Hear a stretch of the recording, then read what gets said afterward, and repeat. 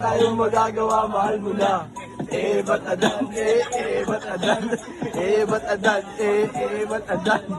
Alam mo ba, mahal mo na. Wala tayong magagawa, mahal mo na. Ba't adan, ba't adan, ba't adan. Di ba yan na yung sinasabi nila noon pa, na hindi nila magawa hanggang ngayon? Dahil hindi nila alam kung paano gawin.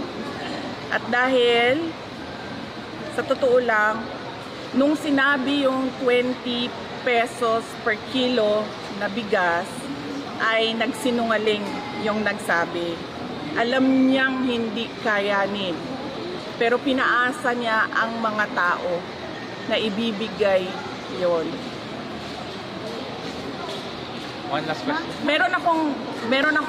Meron akong pagdududa ha, na magbebenta sila ng 20 pesos per kilo na bigas pero hindi pang tao, pang hayop.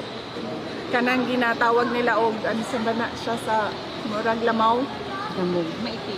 oo, ganyan. Ganun ba yung bigas ng NFA, sir?